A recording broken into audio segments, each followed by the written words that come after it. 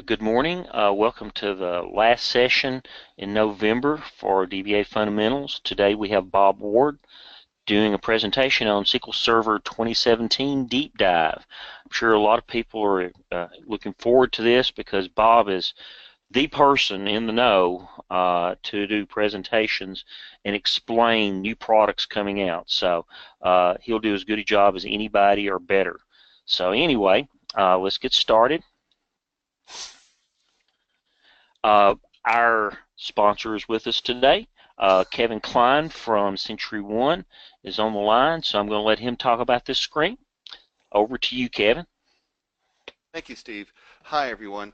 Thank you for carving out some time to spend with us today. You know, we recognize that you're very busy, and we appreciate that you're choosing this time slot with us here today.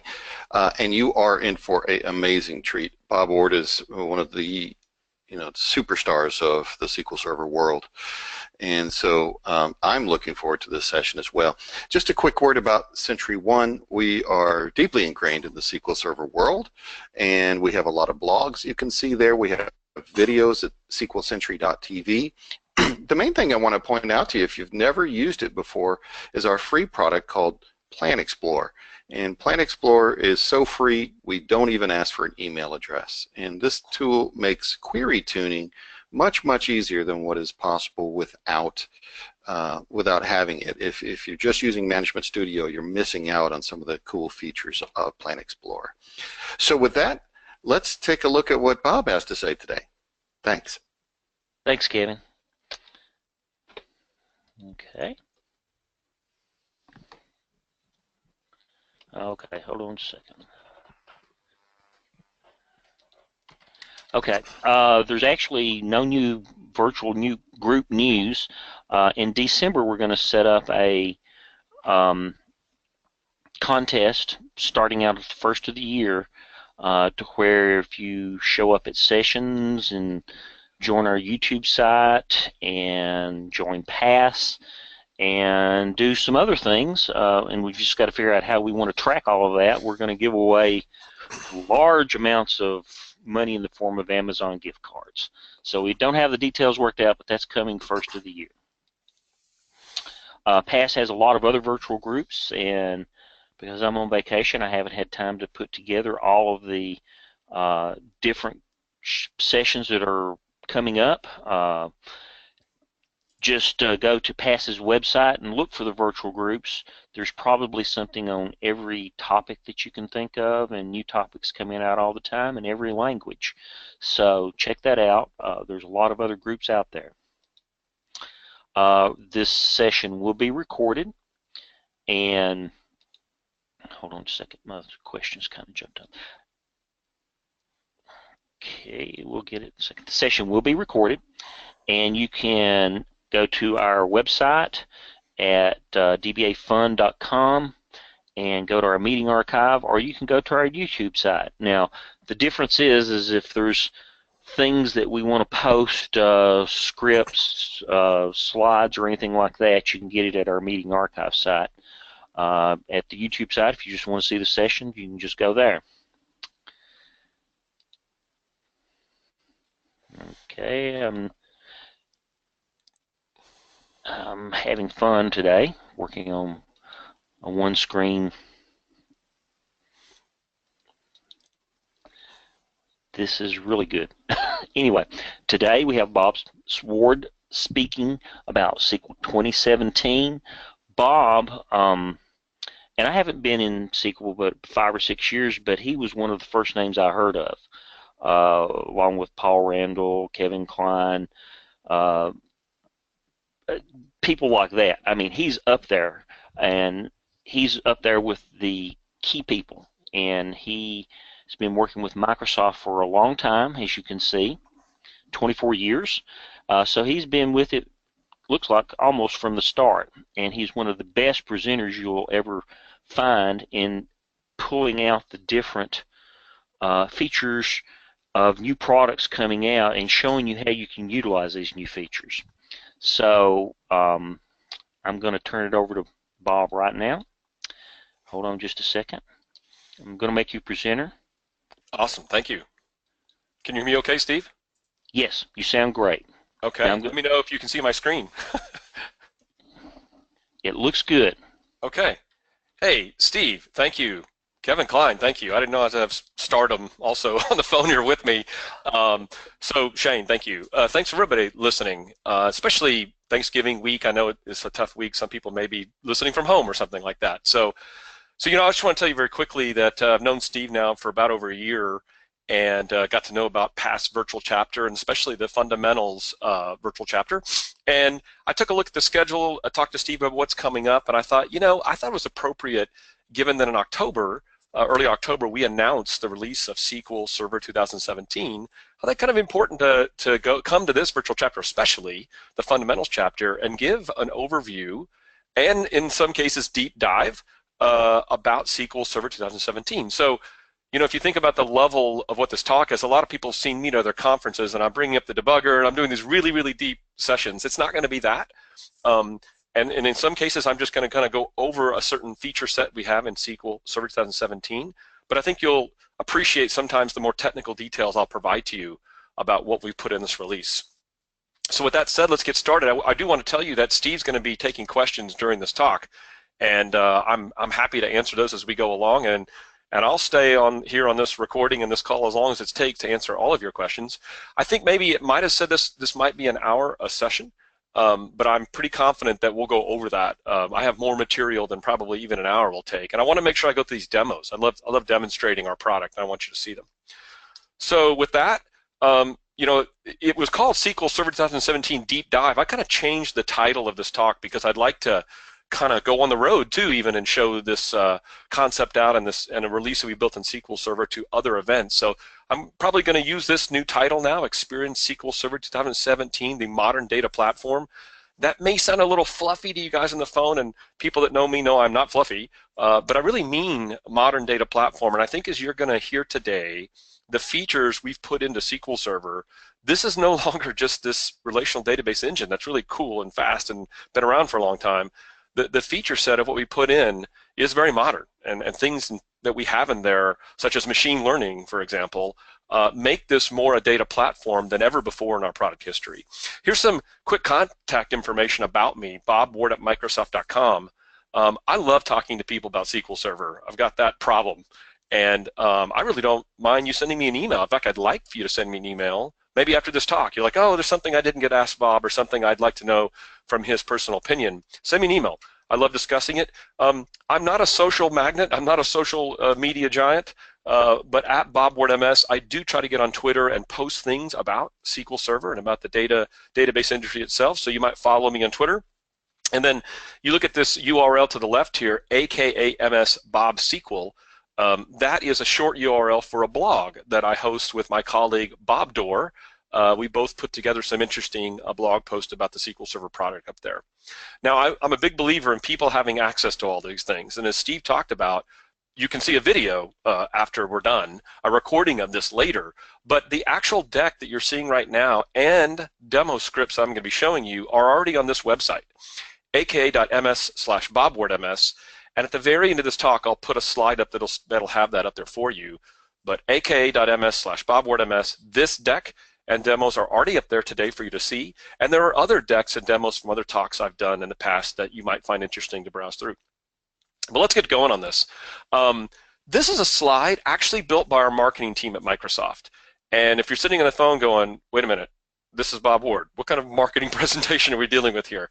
I actually love this slide because it's a very consistent way at Microsoft that we're pitching to folks in the industry, no matter what level you are in a company, whatever you do, what role you have, of what is it about SQL Server 2017 that's interesting. And if you look across the spectrum from left to right, we're going to go a lot more depth of what's in here, but it does kind of cover a great overview of what we're building, the value we're providing. Things from we now run SQL Server on Linux or Docker containers, and then all these languages available to you. The fact that we continue showing industry-leading performance. I've done a lot of talks lately on performance, and in fact, upcoming in December, I'm going to do a special talk on SQL 17 for the past virtual chapter on performance. We consider and take great pride of how secure the SQL Server product has been based on our competition. And then we have this amazing new machine learning AI technology that we've built into SQL Server. We'll talk some about that.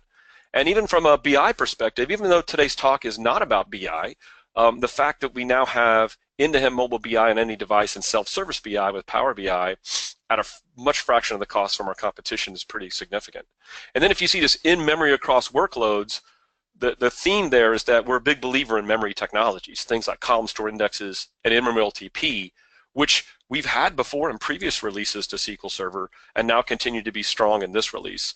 And then when you think about the most consistent data platform, private cloud to public cloud, what we're talking about is that we're a big, strong believer in that the features and functionalities of SQL Server work in your cloud or in your data center, wherever it may be, but also work in our public cloud, whether it's Azure Virtual Machine or even Azure Database. I think you're going to see, as you start looking at our technologies across the spectrum, that the functionality of SQL is now becoming a database service in your cloud or service in our cloud, and the feature set is so much more tightly brought together. In fact, you may not know this, but the Azure Database service itself runs the same SQL core engine that is running on SQL 17 when you install it in your environment. So that's just kind of a little bit of an overall pitch. If you were to go take a slide somewhere and show to your management or some like, what is about SQL 17 that's important, this would be that slide.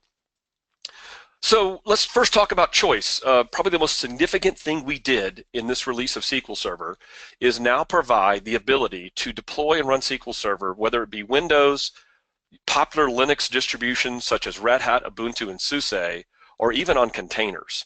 This is a significant milestone for us. And I've got a few slides here to talk more about the details of what we've built here. And you may be on the phone wondering, well, I don't really care about Linux. That's not something I'm looking at. You might consider looking at containers. Containers is going to bring, I think, a new world of possibilities to many people of how to deploy SQL Server, something I call a database container. But Linux still may be something that you're considering, and we are in the situation now where we call this a choice scenario, right? We'd love for you to be able to have that choice on a platform that makes sense for your environment. If you're in a company that is considering Linux as a platform, we think we run really well on Linux. If you're still considering Windows Server as your platform, we run really well on Windows. And we will continue to invest across these platform technologies. So what about SQL Server on Linux? I've had people ask me before from a feature perspective, is it the same? Is it not the same? Well, this is a pretty detailed list right here. We've got information in our release notes and a part of our documentation about feature functionalities.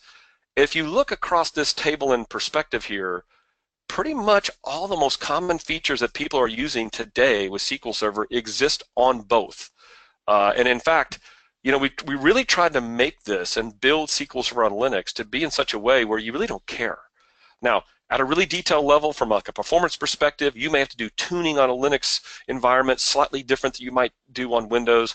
But from a SQL Server perspective, we like to believe that we've got feature functionality that works across. Now, there are some differences, and I'm going to be transparent about it. For example, our BI stack, analysis services, reporting services, etc., they don't run on Linux. Now, integration services does. We do have an SSIS offering running on Windows and Linux, but our BI stack for reporting and analytics, they don't run on a Linux environment. And if you scroll down here, replication, that would be the other area probably that people have noticed that today, transactional replication, for example, doesn't work. You can't do a publisher on a Linux environment. But that's coming. We're actually looking at that technology as something serious and making sure that we invest in it.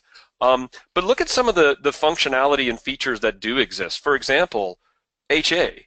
You know, we've got always-on capabilities that exist both on Windows and Linux, and we even support failover clustering. We partner with a company called Pacemaker to ensure that there's not a Windows failover cluster environment on a Linux environment, but there is technology like Pacemaker that allows you to do complete failover clustering in a Linux environment. And with always-on availability groups, we even support the ability to do availability groups and replicas across platforms. So you can have a Windows be your primary and a Linux be your secondary.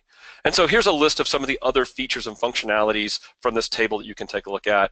R technologies, machine learning technologies, that's yet to come to Linux.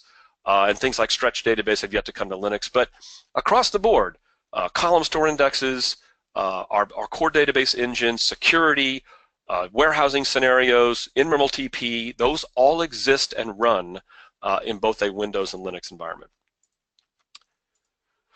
So another question I've been asked, and I recently just did a talk at the SQL Pass Summit, is how did you guys do this? Did you just take the SQL Server engine and basically recompile it for Linux? Did you do a port of SQL Server, all the code you've written into the Linux environment? And the answer is not really, actually. There was this project a few years ago from the Microsoft research team called Drawbridge.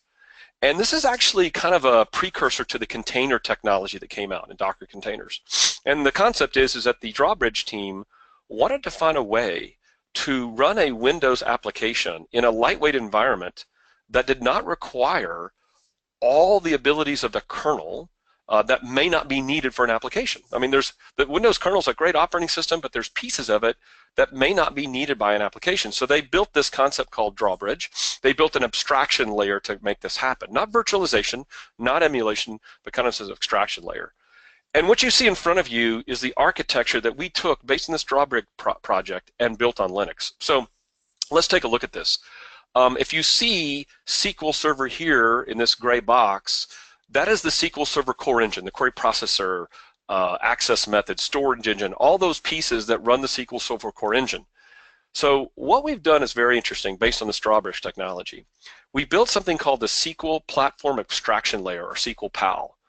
And that is a key piece of software that runs on a Linux environment, but it is actually not compiled for Linux. Because all of this is just Intel instruction code, we have a very clever way of being able to actually run SQL Server in an environment that makes it thinks it's running on Windows, actually. And so what is a big piece of this is something called LibOS, which is part of SQL PAL, which provides all the functionality of the Windows APIs that a program like SQL may need, okay? And some of the kernel functionalities that are also that the WinAPI uses, but we do all that in user mode. And we only go down to the actual Linux kernel when we actually have to, things like I/O, memory, CPU scheduling, etc.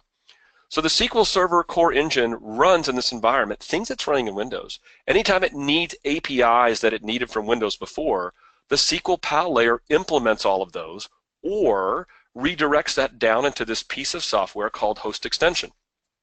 This host extension software is the only part of this entire process, this entire thing, that's compiled specifically for Linux.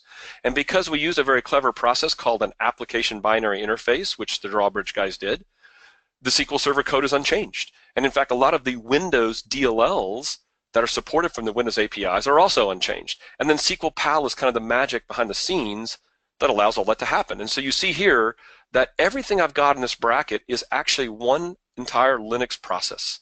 But inside it, SQL Server believes that it's running kind of in a Windows process. But again, there's no emulation or virtualization required to make it happen. Now, one other interesting part of how we've done this is we've provided this process isolation concept. So even SQL Agent, which is supported on Linux as well, it runs in the same Linux process. And so any Windows calls it makes also goes through the same type of layering. It's a very innovative and unique concept. And one of the things I love about what we've done is it may look to you like it's heavy layers to get to an actual Linux kernel call if needed, but it's not true. The actual path between when SQL Server needs to do I/O and getting to the Linux kernel is pretty short, actually. But again, it provides an amazing ability for us to not maintain two code bases. It is the core SQL Server engine. In fact, I love this quote from Slava Oaks. One of the inventors of this is, query execution is query execution, no matter what platform you're running on. And we've tried to build SQL Server on Linux in a way that abstracts the developer and even the SQL Server core engine from really realizing what platform it's running on. So pretty unique concept, and that's how we've done this architecture. We'll continue to evolve this architecture as we continue to iterate and perform on Linux.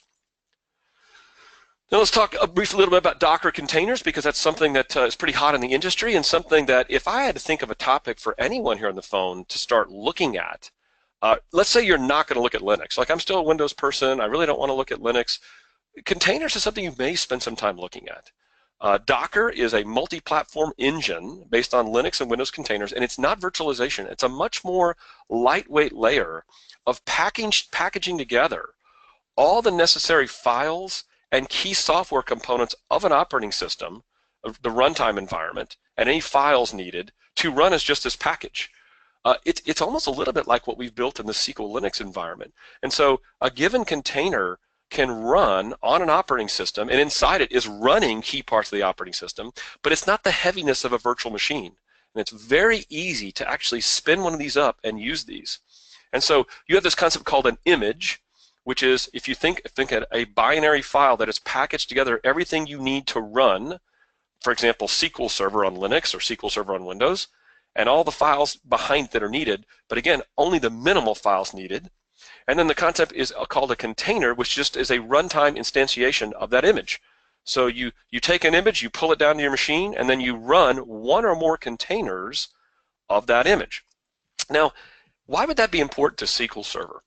Well, imagine a world of database containers. I was having a conversation this past week with Travis Wright, one of the key principal program managers on our team, about this idea about Windows containers and Linux containers, and how do people think of both of these things?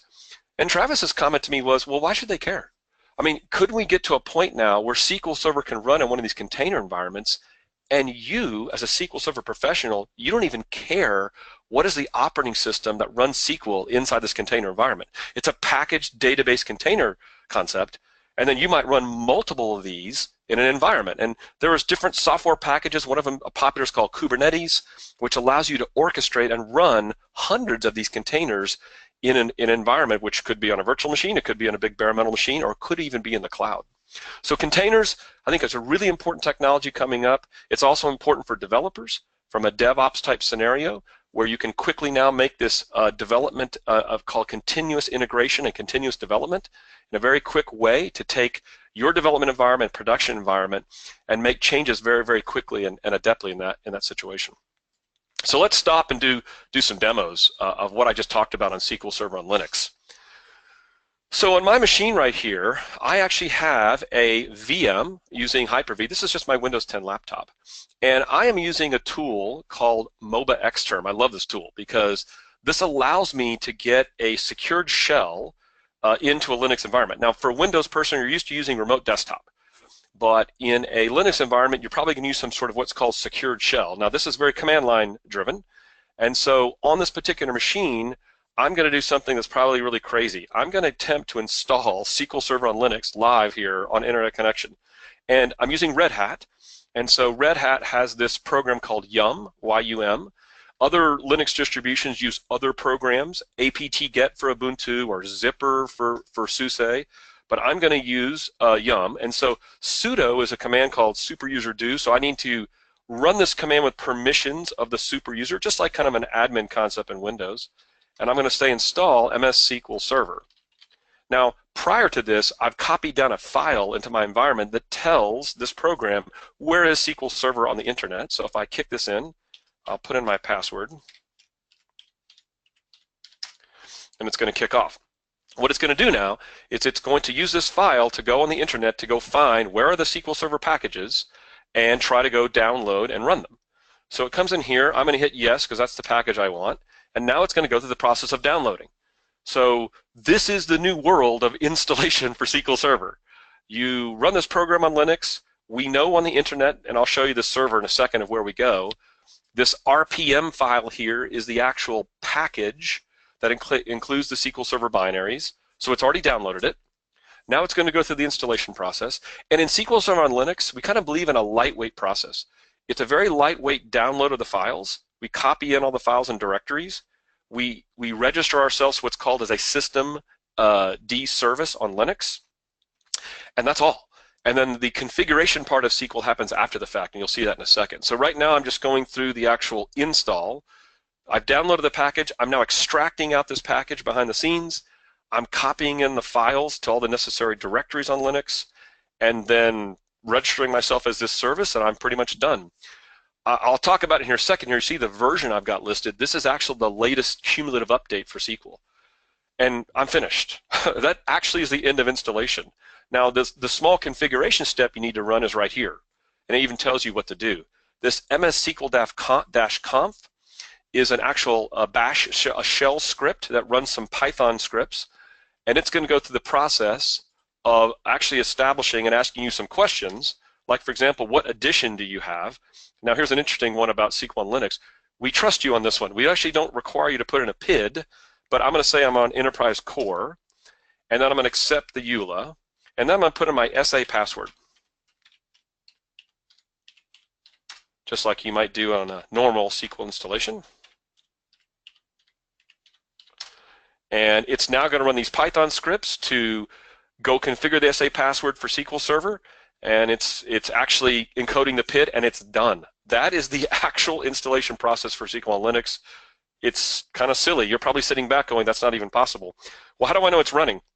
Well, there's a command called systemctl on Linux systems. It tells you what is the status of a service, and the name of our service is called msql-server, and you see here that it says it's active and running. And we even dump out, as normal, the last parts of the error log. I'll show you that in a second. Now, one part of our architecture that I did not show you in the architecture slide is right here. There are actually two SQL Server processes running on Linux called SQL Server. You're like, how's that even possible? Well, the way we do this is that we've got a SQL Server program compiled for Linux with that host extension piece I mentioned, and we start it up when you run SQL Server on Linux. And that becomes what we call our parent process or our watchdog process, and it will fork off another SQL Server, which is the second one, which is the one that's going to load the SQL PAL and the SQL Server engine and everything that thinks it's running in Windows. So there's two processes, and it's this second process that's actually got the SQL Server core engine running. This parent process is going to monitor the child process in case it crashes or has a problem, and it can generate the necessary diagnostics for debugging or troubleshooting purposes. So the first thing as an administrator, you're like, where's my error log? Where are my log files? So we use standard directory nomenclature in Linux systems. So the SQL Server files, like the database files and the log files, are in a directory called var opt msql, and I need to run sudo to get proper permissions for it. And you'll see here, here's my data directory. The log is where the error log directory is. And so let's cat that one out. Cat is a command just to dump out a file. Sudo again for permissions, and there we go. There's your error log file. So that's pretty cool. So within just a couple minutes here, I install SQL Server on Linux, I'm up and running, and I can actually use it. Now, a couple of little things that you may not know, and you look through the documentation, is like, what is the history of installs on this system? So on Red Hat, if you ran sudo yum history, and I'm going to use a command called grep to find out to look at all the history of installs, this is going to show me all the different installs I've done. You can see here I've been pretty active installing and removing it. So this is kind of like a date-time history of all the installs that have happened here in this environment. Now the other thing you can do is you can find out what packages are actually available. Now I told you earlier that there was a file I copied down that told the yum program where is SQL Server, and where that's located is, I'll see if I get this one right here, sudo ls etc yum.repos .d. Now I only know this because I've looked up where does yum keep these files, and this is called a repository. Everything in Linux repository is kind of like a file system set of files. So you'll see here this msql server.repo file. Let's use this cat command to dump that out.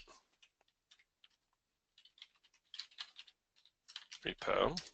Now this is, so it's just a text file, and it actually tells us a couple things. This is the name of the package for MSQL Server, and this is actually the URL where it's located. So under my browser, I've got right here the actual location of that same thing listed in that file, and here it's just like an FTP server, and here are our actual packages. The 1000 versions are the RTM packages, and 3006 being the latest cumulative update. Now you'll notice here, if you look at these packages closely, there's just the MSQL Server one, but there's also one for Agent, FTS, HA, and even SSIS. So what we've done for SQL Server install Linux is we've broken up the install into different packages. So Agent has its own install process, Full Text Search does, HADR to get HA running, and so does SSIS. That is another way we achieve kind of a more of a lightweight version of being able to download and install these packages. Now, in case you're wondering about the like a GDR branch like we do in SQL Server on Windows, we have that capability. And there's documentation that you can pull down the necessary .repo file to use the GDR branch for SQL Server versus the latest cumulative update branch. So that's just kind of an interesting little traversal. In fact, I can do another command here with yum called info. And this is going to show me what packages from a SQL Server based on this file are available. So if I ran this, it's going to go to the internet based on that file, and it's going to say, oh, here is the installed packages I have. That's on the particular machine. If I said list, it's going to tell me the available packages. So I've got this installed, but available to me is this. So for example, if we had another cumulative update, you could run this command in Linux and say, well, what other ones are available out there for me to look at? So that's a little bit of just how to traverse around Linux to look at installations. How do I connect with one of these things? Well, I don't know if you've seen this before our announcement, but we introduced something just recently in public preview called SQL Operations Studio. And so I've actually created on my Windows environment, based on a known IP address that I put in the Linux machine, this name of this SQL server. So I'm going to try to connect to this, and you can see right away, I already built this connection string for it. I can connect right in and do things similar like I could in the Management Studio. Let's see, let's do here. Let's just go here. Let's go run a query. Let's just say create database. How about something like I like Kevin Klein? Let's see, I like that one, yeah. Is that going to work? Yeah. Whoops. Go. I don't know why that didn't work. Let's see here. Oh, sorry, I was wrong on the server. I've got a different one running here. Sorry, Kevin, no offense. Let's see. Oh, here we go. That's what I wanted to run. So run a query here. Create database. I like Kevin Klein. And run. And I'm off and running. Created my database. I go look here, refresh that, and there's my database. And I can traverse it and look at it like I just use anything else. And in fact, one of the things about we're doing with Operations Studio is even providing things like show plan. So you can go over here and explain, and I can see more about, let's run a better query than that. Let's do a new query here and say use I like Kevin Klein. Go. Run that. And let's just say select star from, we had IntelliSense built in as well, just sys.objects, and I'll run explain plan. And I've got a graphical estimated plan just like I do. Take a look at SQL Operations Studio because it's something that we're making a big investment in. Here's the beauty of it. It runs on Windows, Mac, and on Linux. So it's a cross-platform environment based on Visual Studio Code. And one of the things that's being done by the community, since it's all into GitHub and open source, is people are building these things called widgets where you can do things like dashboards, perfmon charts, things of that nature inside Operations Studio. So take a look at Operations Studio. That's me just connecting right into a Linux server on just what I just built. One other thing real quick to show you is about Docker containers. Let me go back to my README file out here to make sure I can show this. So I've got Docker for Windows running on here, and I can see that by looking here at my Docker. This is actually my Docker command, and the way Docker for Windows works is that it installs a virtual machine. So in Hyper-V, you'll see something called Moby Linux VM. Now I'm going to go ahead and shut down my Linux VM because I only have so much memory on this laptop. I've allocated a certain amount of memory to Docker, and so this is the VM behind the scenes for Windows 10 that Docker for Linux supports. And so what I'm going to do is I've got these command line Docker commands available to me. So I can do something like Docker images, which shows me what are the Docker images I've pulled down. There's this command called Docker pull, and we've got a series of these images for SQL Server built on Linux already. Remember I told you what an image is? It's this contained binary file package. And so you can pull these down, which I've already done, or you can actually go run something. If I type in Docker PS, it tells me what containers have been run based on certain images. Well, I don't have one. So how do I spin one of these up? This is a syntax I just pulled right from the documentation. And so I'm just going to copy this in. I'm going to paste it. Now what this is going to do is it's going to take that Docker image, which is just this binary file, and it's going to start it up, which inside it starts up all the key operating system pieces for Linux and SQL Server, which is already pre-installed. So I'm just going to run this. And if I type in Docker PS, you can see it's actually, that's a command to show me what containers are actually running. Run this again to make sure it's running. And then I can do pretty easy stuff like go back to Operations Studio, and since this is running on my local machine, I can connect right into it. So here's the local host, and because it's running on my local machine, I could have SQL Server running as well.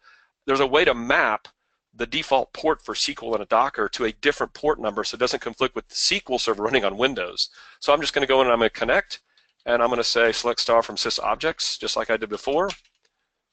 and I'm going to run it, and here I go. So within, I mean, the Docker pull is a larger file because it's got the entire image with the key Linux components in it plus SQL Server. But once you pull this down, you can see here just running and spinning one of these up just took a matter of seconds, and I can do multiple containers at this point. I could run in 5 or 6 of these if I wanted to.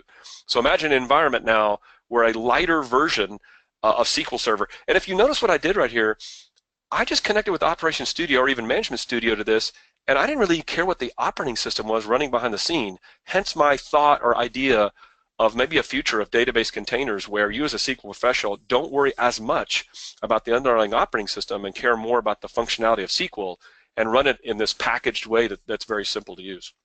So that's containers, just a quick little intro of how you might start and run this. Docker is fully supported in a Mac environment, on a Linux environment.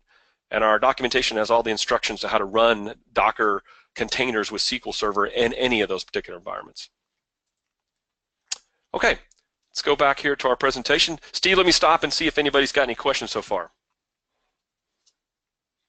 Oh yeah, we have a good couple of questions actually. Okay, let's answer a few. Okay, we have got, well, somebody's asking if you could quickly show them how did you connect the Docker SQL with SOS again. To show them how to do what? Just quickly connect to the Docker with Operations Studio. Yeah, basically, I had a connect. I already had it here. I've got a connection string with this already. So if I go here and say manage, let's see here. Oh, configure. Oh, wait, that's not what I wanted to do. Basically, in Operations Studio, you do a connection string. I'm trying to, let's see, trying to remember how to get up that. Let's see here. New connection. Yeah, basically, the connection here is to the word localhost because Docker's running on my local laptop. I could have Docker, by the way, running on another machine, and if I knew what the IP address for this, I'd put that in there. And in this particular case, because on my SQL Server on Windows machine, I have SQL already running, I could trip over port 1433, so there's a way to map in a Docker. I'll go back to the Docker run command we have here. And by the way, the syntax of that is inside my README file here. Here is the port mapping to say, okay, for 1433 running inside the container, I want that to be perceived as port 1401 on my client, on my machine, because I'm on my same server. And so when I'm going to connect to it, I'm going to use just the word localhost, which just means the local computer IP address, and port 1401. And when I connect into that, I'm just right into SQL. Okay, so you do the port mapping when you spin up the That's correct. Docker. The port mapping is required, and it's required here because I'm already running SQL Server. If I didn't have SQL Server installed on this Windows machine, I wouldn't have to map that port. Yeah. Fair enough. We've got a quick question on, do you know what the licensing aspect is going to be with containers? Or is that outside the scope? So I'm not sure exactly what you mean by the licensing, except for the fact that it's the same license that you would use for SQL Server. Like in this particular case, this is Docker containers running SQL Server on Linux. So you would use whatever licensing that is part of your licensing for the Linux itself. This is Ubuntu, which is free. And then SQL Server Linux would be licensed based on the same way it's licensed that you would buy it today. So there's no difference in licensing with containers. No different than you installing SQL Server Linux on a virtual machine or on a bare server. Okay, I'll just do one more then, let you get back to it. We did have a question on how the RPM SQL Server installer file is only like 165 megabytes when the ISO is 1.5 gigs. You're talking about the SQL Server installer for Linux? Yes. Yeah. So that's a very good question. So first of all, this is a complete different package format. This is not Windows installer binary formatting, and this is just the core SQL Server engine itself with nothing else in it. So you don't have analysis services, you don't have all the other pieces that come with the entire SQL Server ISO file, and it's just the core necessary binaries required to run SQL Server core engine itself. And that's one of the ways we've been able to make it. Plus, again, it's a different package format, which could contribute somewhat to the differences there. I've not studied the actual diff on how many files are inside the ISO versus how many files are in the SQL Linux package. But that is one of the beauties, I think, of the Linux situation, is that it's a very tight, small environment just to get the engine up and running. And then, of course, you have agent packages separately, full text package separately, HA package, SSIS, etc. Perfect. There is more questions, but I'll get back to your presentation. Is it a ton more? There's like 8 or 9. Okay, well, let's go. So keep those there. I'll answer all of them, I promise. Everybody will stay around. I'll answer all of them. Okay, so here we go. So what about performance and SQL 17? Well, first of all, we continue to be the leader in benchmark performance, and we've got the numbers to back it up. And in fact, we just announced with HP this week a new 1 terabyte record on TPCH running on Linux, and it deals with the second bullet point. HP, together with Microsoft and SUSE Linux, have introduced this concept called a diskless database. If you were at the past summit, I demonstrated this during the keynote. Look for an upcoming blog post where I'll talk more about how this works, and I've got a video presentation where you'll see me demonstrate it. But basically the idea is that HP is providing an ability with their hardware, combined with in SUSE Linux drivers, the ability to use something called scalable persistent memory, so that SQL Server, unchanged, code unchanged, can go after its database files using standard RAM. And so I showed this demo at PASS where I loaded up almost approximately 1 terabyte database scanning these huge tables in seconds, versus it took 20 seconds using the really fastest SSDs we could find, all striped together. We use this new scalable persistent memory and just got amazing performance out of it. Well, SQL 17 has some performance features that are interesting. So it's one thing to get really fast, but what about keeping you fast in tune? We have this concept, adaptive query processing, which I'll talk about in a second. The query store, important feature in SQL 16 that we introduced. We've added weight statistics. So now you've got an end-to-end picture of looking at the performance of your queries in Query Store. Before, with SQL 16, you can get the average duration and the average CPU time for that duration for any query in the system. Now, with weight statistics, you can put the whole picture together. You can say, what was the average time I waited for a resource on my query, and then what kind of resource was it? Was it I/O, memory, transaction log, networking? What kind of bottleneck was I running into? So that's a really nice addition to Query Store. And then automatic tuning, which is a feature built on top of Query Store, which I'm going to show you a demonstration in a second, is pretty cool because it takes the telemetry of Query Store and puts intelligence into our database engine. So first, let's talk about adaptive query processing. So built into the query processor now are some features where it can learn from itself. That's a good way to think about it. Now here's an example called batch mode memory grant feedback. You might have a column store query that runs that for whatever reason in the actual plan that's generated, we underestimate how much memory we need to support hashes and sorts. We call that a memory grant.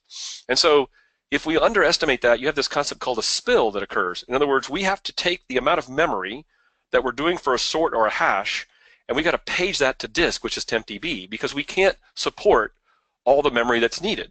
So if we underestimate the memory we need, we come along and do the sort, and oh, we don't have enough memory for this. So we've got to actually use the disk to support this entire sort operation. With adaptive query processing, we can get really smart here. We can detect that a spill occurred because of this grant. We will come back for the next execution and repopulate a better grant before the query runs to avoid the spill altogether. So think of it as the query processor learning from itself from a situation that might have occurred that we know could cause a performance problem, and then without recompiling the plan, generating the right information so that the next execution is much faster, in a way you having to avoid going through and troubleshooting a problem like this. Another feature similar to that is called automatic tuning, and one aspect that we've introduced with SQL 17 is called automatic plan correction. And there's an alter database option to turn this on. So imagine this graph right here, which you've got a series of query plans running across time. And for whatever reason, some unexpected event occurs, and a new plan is brought into cache, and all of a sudden performance gets really bad. Now, you probably heard this concept called parameter sniffing, which is kind of a scenario of one of these plan regression problems. And so the concept is that you have a stored procedure with a parameter, let's say an integer parameter, and your plan is generated based on a value passed into that parameter to start with. Well, let's say that your plan gets evicted from cache, maybe it's memory pressure. The first user that comes in, the query plan is based on their parameter value, and a new plan is generated, but that may be a really bad plan for many people. That's a concept called parameter sniffing. So with automatic plan correction, by default, we will detect these problems if Query Store is enabled, and then you can go in and try to go ahead and resolve the problem just based on what we recommend. Or you can turn on automatic tuning and we'll fix it for you automatically. And I like to think of this concept as last known good. We revert back, to last known good. Let's kind of see this in action. So on this machine, I am actually running SQL Server 2017 on Windows.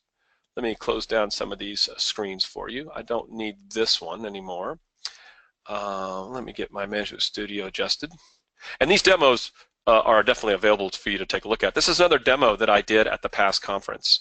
So I've got the Wide World Importers database running on this server, and what I've got set up here is I've added a stored procedure that's got a parameter to this database called report.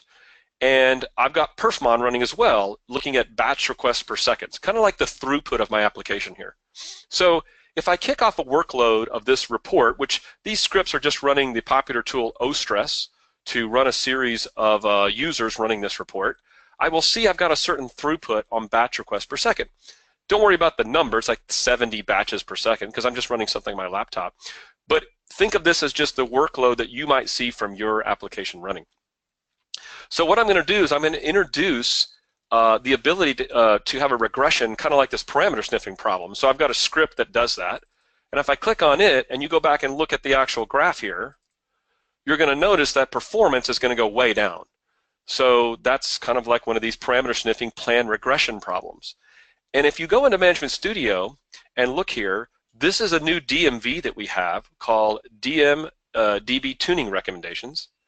Now what I'm going to do is I'm going to run a query from it, and you're going to see it's detected that a regression has occurred. So the average CPU time changed from this amount of milliseconds to like 5 times worse. And we give you a script to go fix the problem. You could apply that script right now, and the performance would come back. You would be reverting yourself to last known good. So think of yourself as, you're at home, maybe you support a SQL Server in production, and at 1 in the morning, you're going to get called for some emergency, and you're going to look into SQL Server 17 and go, oh, I can fix this. I know how to revert back to this plan. So you got woken up. It was really not fun. But within a matter of minutes, you were able to go kind of figure out the problem and correct it. Well, maybe you'd like to not even be woken up in the middle of the night. So let me run a script to show you what automatic tuning looks like. Now, again, this is by default. You get these recommendations. So I'm going to run this script auto tune, which is going to clear out everything but turn on automatic tuning. So if I look here, you'll notice that there's no recommendations being offered. I go back to perfmon. I'm going to clear this out. Now I'm going to run my report again. This is the same workload I ran before. And I'm going to run the regression again. Now I want you to see what happens to this graph. Remember before, performance would go way down, and I had to go in and fix the problem. So let's run regression again, see if performance goes down. It does. Within a matter of seconds, you'll notice the performance goes right back up. Now that's because if I go back, look at this DMV now, because we had automatic tuning turned on, the system did it automatically. So basically the system behind the scenes just did what you did manually. So instead of getting woken up in the middle of the night, maybe you get an email the next day saying there was a blip in the matrix, what happened? And then you can go look at Query Store. In fact, we'll go over and do that. We'll go look at our database here, and we'll look at Query Store reports. Let's refresh this. And if you look at top resource consuming queries, we can look for our particular query. I'll zoom in so you can see this. Oops. Right here where it says check mark, this is us, the system, automatically forcing a plan. If you click these, you can see there's 2 different plans here. And the system went in and forced plan 1, which was the previous plan, which was the fast one. So that's automatic tuning. And one of the things I also love about this feature is we're pretty smart about this. We monitor what we tuned, and if we determine we've caused further problems, we'll undo that, and we'll let a new plan compilation come back in and correct the problem. So that's automatic tuning, adaptive query processing, automatic tuning, both really cool features of SQL 17.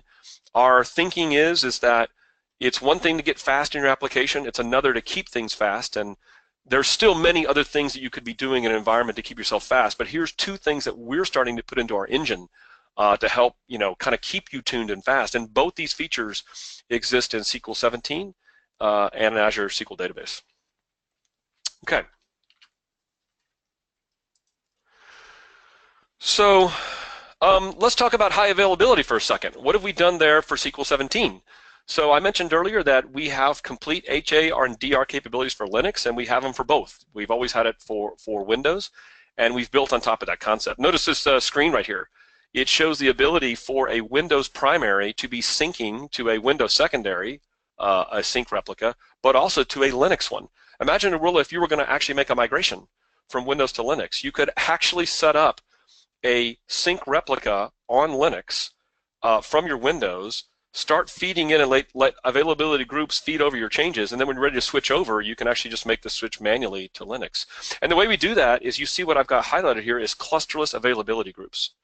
So we've introduced now in SQL 17 the ability to set up an availability group between a primary and a replica without using clustering technology.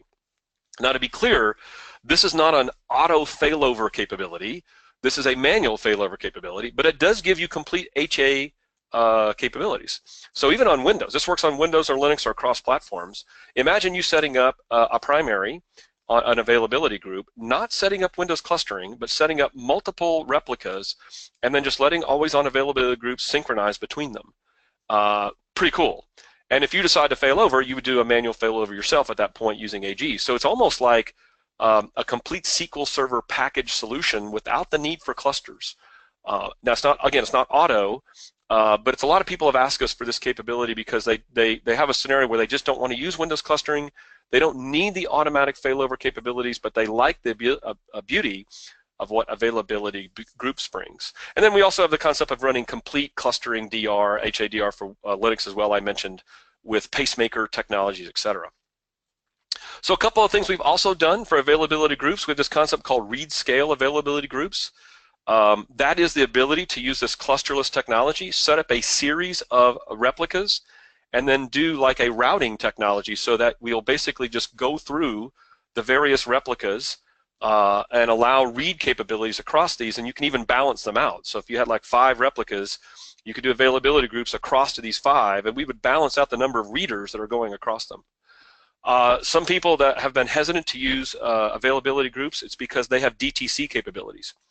In SQL Server 2016, we announced the support of distributed transactions with availability groups, but now with SQL 17, we support cross-database as well. So before with 16, it had to be a cross-instance. Now, if you've got cross-database transactions on the same instance, we will fully support availability groups. And a couple of things that we've added that are interesting. One of them is this concept called required synchronization. So the standard way that SQL Server availability groups work from an HA perspective is, if the secondary goes down and the primary is still running, we still allow transactions to go through the primary. You just can't do auto failover because you're not synchronized. Well, with this option here, if you chose to ensure that you had no way for that to happen, like you wanted the primary to stop and get blocked until the secondary is back up and running, you can actually set an option to do that.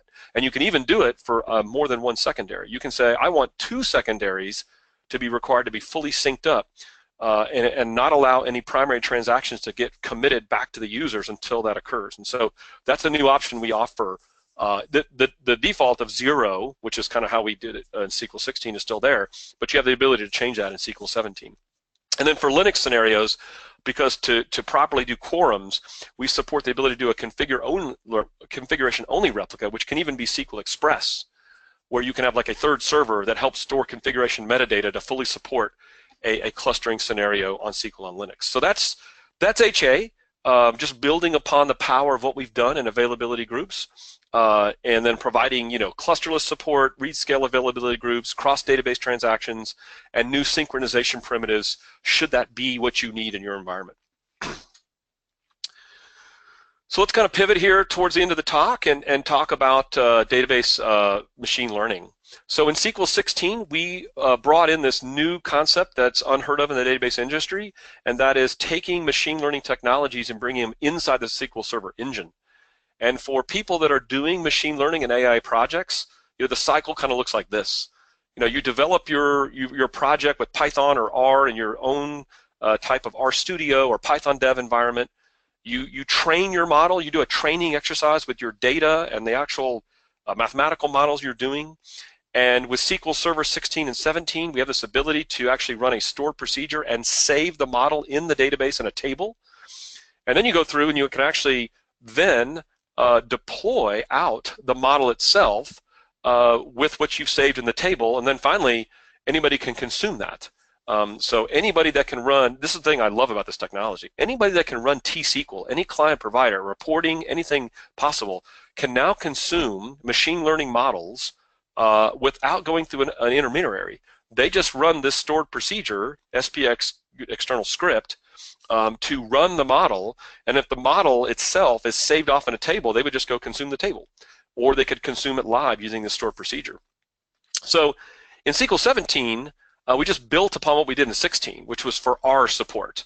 And so we've added Python, which is one of the most popular languages that exist. In fact, I saw this chart one time from my friend Joe Sack that showed me that from a machine learning data science perspective, the 3 most popular languages in the world are SQL, right, to run queries, R, and Python. And now we support all of those, all natively built with the SQL Server engine.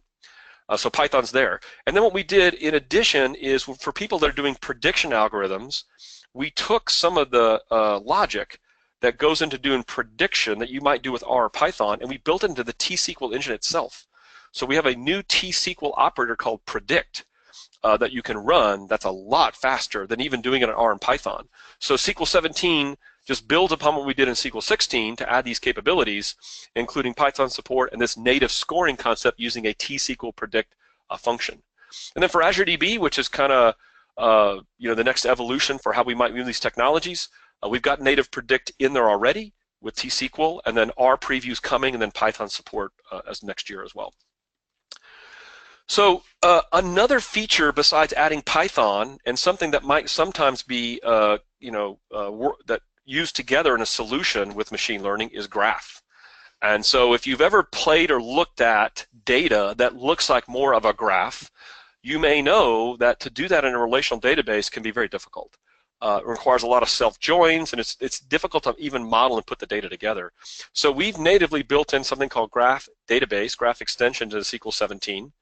And so now, using DDL, you can define the visualization of your graph. You can build tables that are called nodes and tables that are called edges, define properties associated with them, and then you now have T-SQL extensions with queries like match, a new T-SQL syntax, to be able to do something very quickly to do pattern matching and traversals in this graph without doing these crazy self-joins. Look at this example.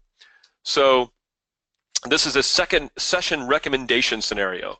So you've got basically, if you look at this whole graph here, you've got a speaker, you've got attendees associated with an industry, part of a location, attending a session, presenting on topics. So if you were to try to put this together, this data model, into a series of SQL tables and then try to go query across this thing, it could look pretty ugly. In fact, it could look something like this.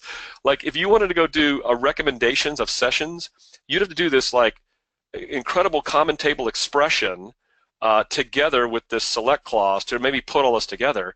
Whereas if you built this using our native graph database nodes and edges extensions, it would look something like this.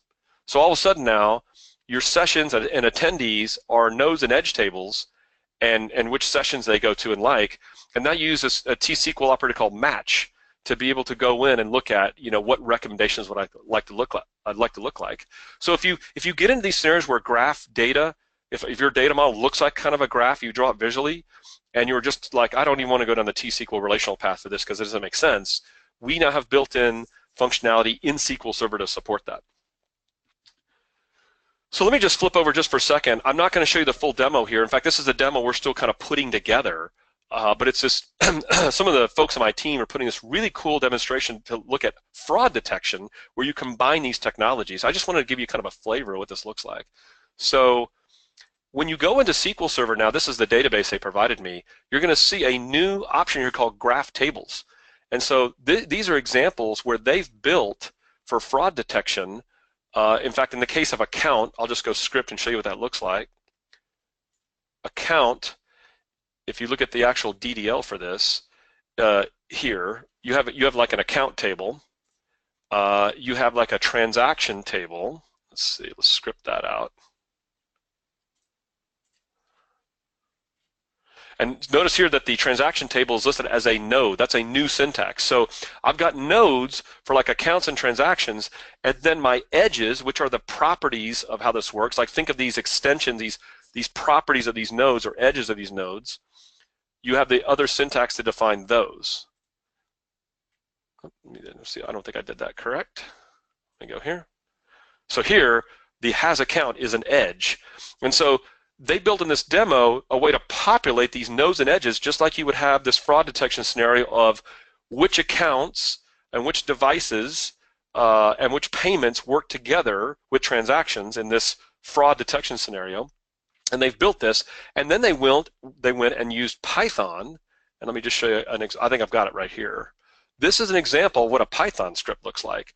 And so to do their training of their model, and training again is a process of just taking your mathematical model, taking a series of data and running a series of experiments to get to a point to where you believe your model accurately represents historical information so that you can predict things in the future. Here's this example of using the scripting language. And so they're using Python, and the rest of this code that you see in red here is Python. And they're going to go through and they're going to use graph queries to go after these tables in a very easy way. And then they can come through and actually just something called scoring to score this model with this other Python procedure. And then the final product, I'll show you, looks something like this.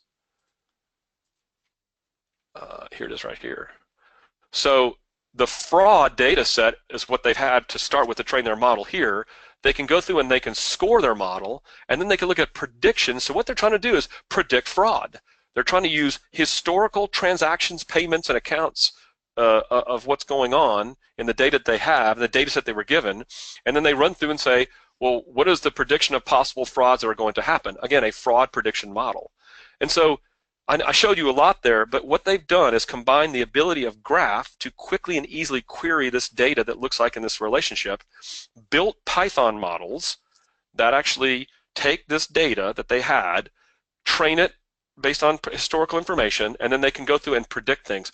All of what I did is running inside SQL Server. If you think about what I just did here, I did everything inside T-SQL, even the Python scripts themselves. So now, this is why I call it a modern data platform. We're building the ability to have machine learning and data science all within the database engine. And again, I use the power of SQL Server here. What if I needed in these tables to use column store indexes? What if I wanted to take my predictions and store them in an in-memory OLTP table for speed? So because everything's running on the server, I'm also using the compute power and the storage power of what happens in a database server environment. So that is just a highlight of you what happens with graph database types and the power of doing machine learning built into the database engine. So we're a big believer anytime we release SQL Server of doing some tuning exercises, right? Like we're going to go and put some enhancements into the database engine for you. Not just these incredible new features I showed you. What about some things that just kind of build up as a collection of customer feedback? So we've made enhancements for MMLTP and column store indexes, two incredible technologies that people have really shown and demonstrated the power of using both memory and optimized access to memory. If you do online index rebuilds, we now have the ability to do resumable online index rebuilds. So you can start a fairly long online index rebuild. You can pause it. We'll keep track of where we were in that process, and you can resume it at any time. Another one is select into on file group. People have asked for that. I want to do a select into a big table, but I want to pick what file group the target table goes to. We didn't support that until SQL 17. And then dynamic management views are something that's near and dear to my heart. And so we've made some enhancements there, and we've introduced new ones. You know, when you get these slide decks, you can look at these hyperlinks. Here's one's called DMDB log stats. And one of my colleagues, Parikh, and the Tiger team did a really nice blog post to show how you can use this DMV to decide how to back up your transaction log, not based on a fixed time interval, but based on the size of the log and the growth of the log to avoid auto-growth scenarios. So we call it smart log backup. And go take a look at that blog post, but we wouldn't be possible if we didn't create this new DMV that show you information about the size of the log and how it's grown to decide when to back it up. Indirect checkpoint is the default behavior now, the target recovery interval for a database, and we made some scalability improvements to that so that can run very effective in your environment. And there's a bunch of more. And if you click on this link, it's going to go to like a laundry list of smaller enhancements we've made to the database engine, but together make a nice collection of things that could be important for your environment. So let's kind of finish off and talk about migration, and then I want to answer any questions you have on the phone. You may not have seen this already as listed, and we've got available for you on the web, but we have a tool called Database Migration Assistant and Assessment, And if you run this tool, database data migration assistant, if you run this tool, it's going to take a older version of SQL Server, allow you to assess configuration things that might come up depending on what version of SQL Server you want to migrate to, which could be SQL 17, could be 16. That could be the version you're looking for.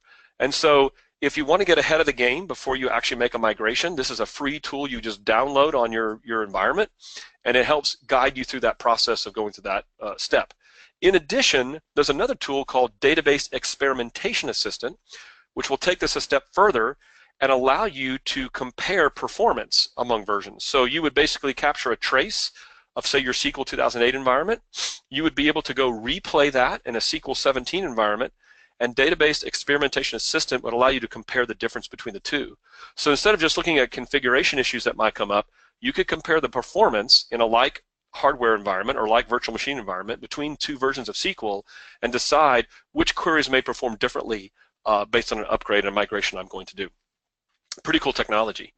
If you're somebody that has in your environment third-party versions of databases such as Oracle or DB2 or SAP ASE, SQL Server Migration Assistant is a different tool you would use to make that migration path both to either SQL Server on Windows or SQL Server on Linux. And then finally, we've announced a new preview. If you're actually looking to make a journey to our cloud, whether it be Azure Database or Azure Virtual Machine, we now have an actual Azure service, which will help you streamline the assessment part and the actual migration of your data into the cloud. So Azure Database Migration Service is in preview today, and we'll even support doing third-party databases as well into Azure. And to be clear here, this is both Azure SQL Database, and we have Azure Virtual Machine targets, which could be SQL Server 2017. We've got that coming soon. So those are different migration strategies for you, some tools we're kind of investing to. I've been here at Microsoft a long time, and I see a really big push from us to try to make the migration experience a lot easier for you, especially if you're on a legacy or older version of SQL Server. So this is kind of like my one slide pitch to you, and perhaps it could be good for you as well to go back and think of, what are the things that I just talked about today that makes sense for you to consider SQL 17, whether it's choice on Linux on Docker, whether it's our continued leadership and performance. What about the coolness of adaptive query processing or automatic tuning? And what about availability groups without clusters? I mean, just those top four alone are some compelling reasons if you're a database engine person to take a look at this version. But again, this is a modern data platform, so if machine learning is something that you're taking a look at and thinking about in your environment, adding Python support to R support and doing things like native predict are really important. And I think graph database, if you're listening on the phone today and you're thinking, I don't think that applies to me, go back and take a look at maybe some data models where you've had to do some really crazy self-joining scenarios and you wondered why. And if you really kind of draw out your data model now and realize this is really more of a graph, not a standard relational data model, that our built-in graph database could be important to you. And then I've listed here, I already told you about a bunch of engine enhancements. I talked to some of those already. And what I did mention to you is that the SSIS team has some integration service enhancements, and even the analysis service team as well has some enhancements that you may take a look at that could be a compelling reason why you might want to consider this version. So here's resources. When you get this deck, I want you to go take a look at some of these. This first one here is a blog that I wrote on my blog, Bob SQL blog. I think you'll like it because I summarized the key important resources both from a blog point of view, a documentation point of view, and a series of Microsoft Ignite videos, which are free to download, that go over in much more depth what I've shown you today. Let's say you're interested in graph database. Well, I've got a link for a detailed demo of what graph is about. You can go and look at a much more in-depth perspective. Or maybe Linux is what you're looking at. There's a link to a video that gets a much more in-depth perspective on SQL Server on Linux. And as I told you already, the decks and demos for what I'm showing you right now are all available on ak.ms, bobward.ms. This deck right here and some of the scripts and demos I showed you already today are already there. Wow. I hope that was a lot. And I'm hoping it's a lot. I hope you had a lot to think about as you go back and see for yourself, is SQL 17 something I want to take a look at and think about in my environment? So let's go to more of those questions. I'm sure some built up here, and I want to try to answer all of them as much as I can today.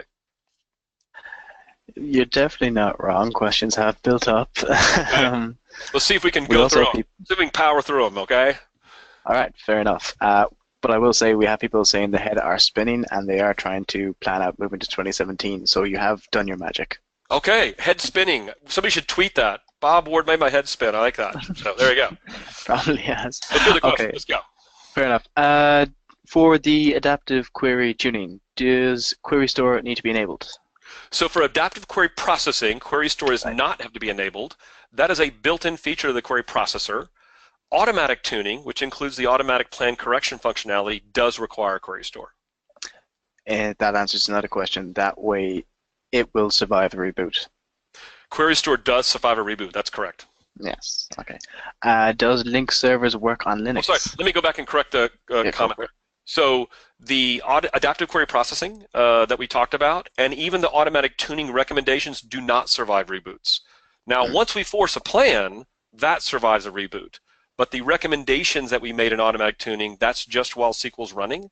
And adaptive query processing is just while SQL's running. That's not saved either. But once you use automatic tuning, for example, to revert back to a last known good plan and you force it, that is persisted. So forcing the last known good, that's persisted. Adaptive query processing, not persisted. And then the tuning recommendations from automatic tuning that you saw live, those recommendations themselves are lost when the server's restarted. But they build up afterwards, and you still retroactively check them. What's that?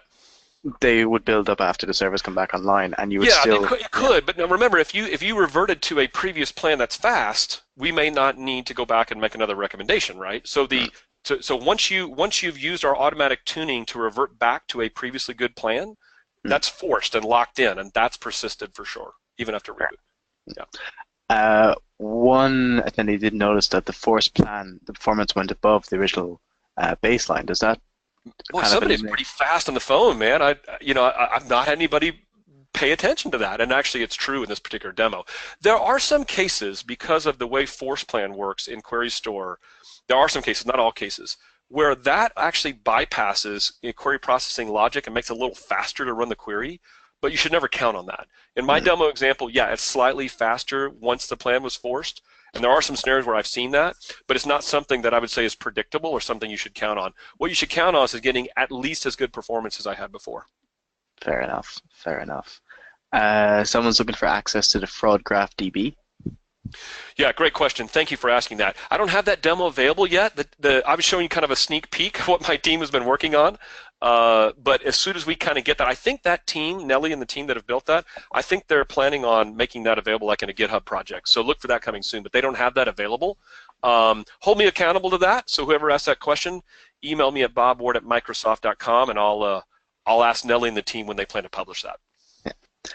Is the automatic tuning recommendations available in Linux as well, or is it just a Windows thing so far? Yeah, thanks for asking that question. It's available on Linux too. That's a great example of functionality that is in the core database engine that is platform agnostic. So automatic tuning, adaptive query processing, those are both available regardless of the platform, and they're also available on Azure SQL Database. Fair enough. Here's one you may understand. Since SQL Server doesn't require a full installation of Docker, is it possible to move an instance between different Docker machines, maybe from a Windows to Linux server, both using Docker, of course? So I think what you're asking is, can I actually, build up a container with Docker and move the container between Docker on Windows and Docker on Linux? Great question. Send me an email. I don't know the answer. I've never tried it. Of course, the Docker images themselves are independent of where you installed. So our Docker images up on Docker Hub can be pulled down to Docker on Windows or Docker on Linux or Docker on Mac. As far as whether a container is cross-platform compatible, don't know the answer to that question. There's probably a Docker answer, but send me an email. I can look that one up. We have had a question on the feature sets. Are all these new features, are they standard, enterprise, or both? Yeah, thanks for asking that question. So if you remember in SQL 2016 SP1, we made a fairly big announcement to the community that we were actually taking some features previously that were only in Enterprise Edition.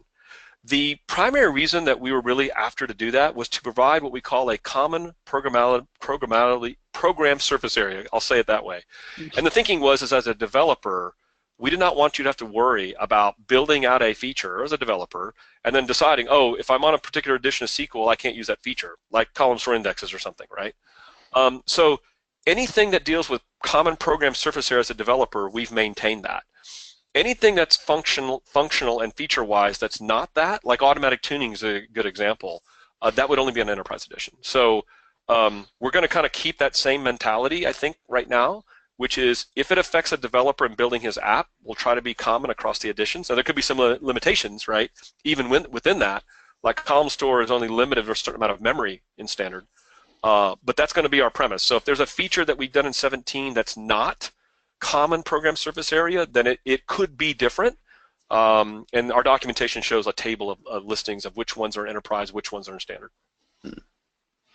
We have quickly someone asking if Link Server works on Linux. It's a great question. Link servers will work on Linux between SQL servers. So if you had 2 SQL servers on Linux, you could do that. We don't have yet third-party Link server support. It's something we're taking a look at. So 2 SQL servers, that'll work fine, but not between, like, say, a different third-party database provider. Okay. You've talked about clusterless availability groups. If Yes. you want automatic failover for availability groups, is it true that you need a failover clustering environment in a Linux environment? Yeah, it's a great question, and the answer is yes. So the only way you're going to get automatic failover in either Windows or Linux with availability groups is you must have some sort of infrastructure that can detect the failover problem, like a resource manager type thing, right? So in Windows, the cluster services for Windows provide resource management capabilities, and in Linux, we have this partnership we've done with Pacemaker to do the same functionality. So if you want auto failover, you must have some sort of cluster environment built in. But when you've got clusterless environment, it would be a manual failover process. But you still get complete HA in that scenario. Okay.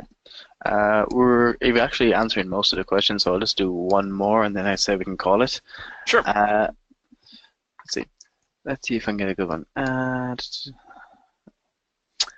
So, is it possible to run a Windows Docker image on Linux with SQL Server? So the question is, can I run a Windows Docker image on SQL Server on Linux with Docker? So the Docker engine on Linux supports Linux, I'm pretty sure. Windows containers are supported on Docker engine on Windows Server. Now, what I showed you was the Docker engine running Linux containers. There's a way to switch it to run Windows containers. I'd have to double check. You can send me an email on this one, but I don't believe the Docker engine on Linux supports running Windows containers, but I'd have to go look at that. One quick thing I want to comment there about that. We do support Windows containers today. It works, but only in development. There's a lot of limitations today with Windows containers provided by the Windows team, and so SQL Server with Docker with Windows containers is not supported in a production environment at this time. But there are containers for development purposes that we support for Windows containers.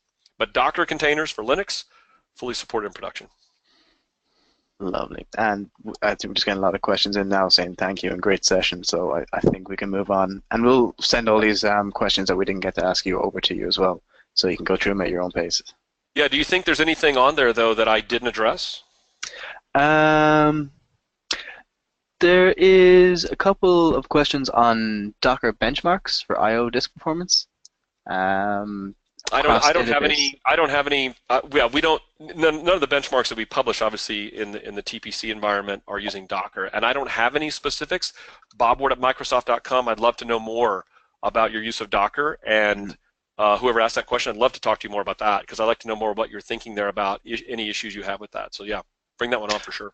Definitely. Actually, you mentioned a list of resources at the end of your slide that will hopefully get up for everyone. But someone did mention that is there a comparison chart for, say, 2012, 14, 16, 17 by feature, so you can see when stuff has been added and what versions? So great question. I don't think we have a resource like that. I don't think that we have any chart that would go across histories of these releases and show you, okay, here's the total feature set for SQL 17, and then go back and see, which ones didn't make it into 16 and 14 and 12. I don't think we have anything like that. Okay. No, I think after that, all these questions are around the same topic, or they're going to be very in-depth, so I will pass it back over to Steve now. Thank you, though, okay. Bob. Thank you. I'll stop sharing my screen now. Thanks, Bob. That was, for people that didn't get to go to the past summit, which I didn't get to go, that was an eye-opener about the things available in 2017. Awesome. It was really good. The head spinning, yes, definitely. I mean, my intention was to really make sure just for awareness here, and to go deep where it made sense to really give a feel for it. But the biggest thing I want everybody to walk away with is like, I'm going to go take a look at this now because there's some pretty cool stuff. So I think you got people's interest piqued. okay, great. Glad to hear that. Thanks for all the great questions, and thanks for the opportunity, Steve, Shane, Kevin. Thank you. One thing that we were going to do, and I told you we would do this, we're going to do some simulated live sessions Okay. with this broadcast. I'll be sending that out in the next day or two. Okay. I'll get this session uploaded sometime tonight or in the morning, and along with that and your scripts and slides at your site, people can start playing around with it. Sure. But the simulated sessions will be in lots of different time zones. So if you guys, if you like this session, keep an eye out for that. And if you want somebody else to watch it, they can ask questions also. And we'll develop more questions and more things for Bob to look at, and because he actually wants a lot more feedback. That's one of the reasons Microsoft does this. So anyway, absolutely, Steve. I definitely want to hear the feedback. I mean, no question for me is out of bounds. I mean, I may not know the answer, but I want to find the answer for you. It may not like my answer, but I want to know all of them for sure. Well, we're going to do probably 4 or 5 of these sessions. They're pretty easy to do, and we'll do them in different time zones around the world and see what we can come up with. Right. Now, for next month, we have SSIS 2016 and some questions on some 2017 things. And Kevin Klein, that's on December 5th. Kevin Klein will be doing one down under with 10 surprising performance killers on Microsoft SQL Server. And one of the products under the SQL Server Tiger team will be doing one on SQL Operations Studio. So we had a lot of other questions about SQL Operations Studio, and we were telling people you can get more in depth on that because I know you would probably know the answers or come close to it, but we wanted to focus on these other things. So that one will be coming out. If you got a session on Ops Studio, let them answer them. I think that'd be great. Yeah, that's December the 12th. So awesome. Anyway, that's it. Thank you, and we'll be sending out, and this stuff should be uploaded by tonight or in the morning. Awesome. Happy Thanksgiving to you and everyone. Thank you. Take care. Bye. You too. Bye.